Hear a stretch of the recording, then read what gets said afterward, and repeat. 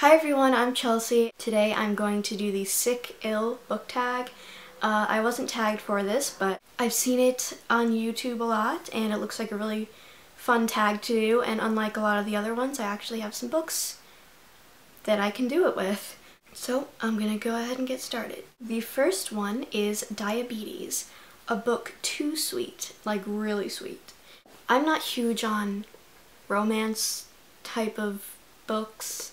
Like, I like romances in books, but I don't like books based on romances. My answer isn't that great, but I have Vampire Kisses by Ellen Schreiber.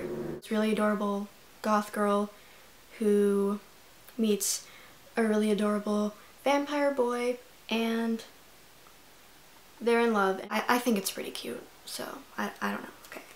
The next one is Chickenpox, a book you have read once but will never pick up again. Dangerous Girls by R.L. Stine, as well as some of his other teen books. I really am inspired by R.L. Stine as a writer, and I really like his middle grade kid books. The teen ones, they don't work. They're just not, there's not enough mystery. It's kind of like you can figure out what's going to happen already. They're all very predictable, basically, which is what I don't really like about them.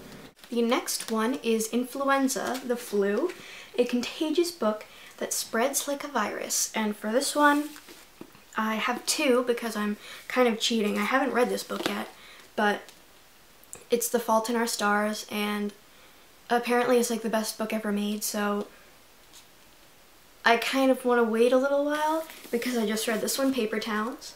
But I'm really excited to read it, and I'm sure it's going to be just as fantastic as this one was, because this one was fantastic. So yeah. After Influenza is The Cycle, a book that you've read every month or year or often. Valiant by Holly Black.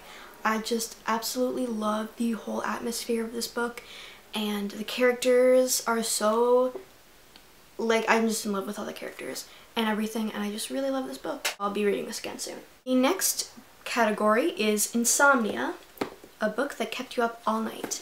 For this one, I have to pick Real World by Natsuo Kirino. I remember I got this for Christmas maybe 3 years ago, and I think that whole day I just read it and like stayed up and read the whole thing because it's really interesting and intriguing. Anyway, so yeah, this was a pretty good book and you should read it. The next one is Amnesia, a book that's forgotten and failed to leave a powerful impression in your memory. This, I swear, is not on purpose. Memoirs of a Teenage Amnesiac by Gabrielle Zevin. I know it's really like stupid to pick this one, but seriously, I read it once, then it had just sat around for a while, and when I went back to look at it, I couldn't remember if I read it. Like, has never happened with a book for me. I could not remember if I had read it because it just wasn't interesting enough. It was like, it could have been, but it was not. It wasn't. Basically. I had read Elsewhere by this author and I really enjoyed it, so when I got this one, I thought I would really like it. And the cover is beautiful, and the title, but unfortunately it didn't do it for me. Like, it was just too plain. It wasn't a terrible book, it just wasn't memorable for me. Hence the amnesia part. Yeah. The next one is Asthma, the book that took your breath away. This is the only one I really had a hard time picking out because I feel like there's books that have taken my breath away, but I don't know if I own them and I don't remember. I feel like I'm not qualified enough to have this category. Like, I haven't read enough books because I know there's some other ones. It's Harry Potter and the Deathly Hallows, and do I really need to explain anything else? I mean, all the Harry Potter books are just like amazing, but I remember I basically cried when Dobby died, when everyone else died at the end. That was so sad. Oh my goodness. I haven't even watched the second movie for this book because I know I'm just gonna cry the whole time.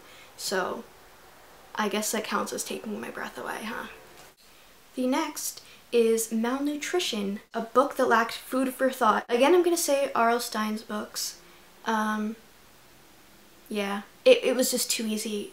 It wasn't a mystery enough that you had to think about. It was just too easy. Last one is Travel Sickness, a book that took you on a journey through time and space or to a specific location on the map. I feel like I could have a better answer for this one as well, but I just don't.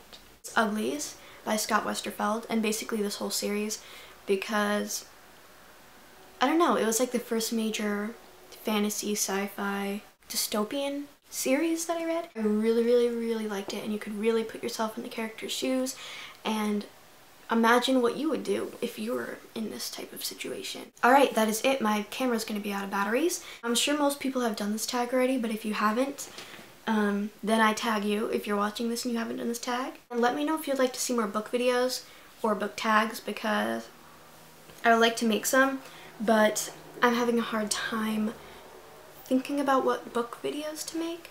So let me know if you enjoyed this, and I'll see you whenever I make another video. Bye!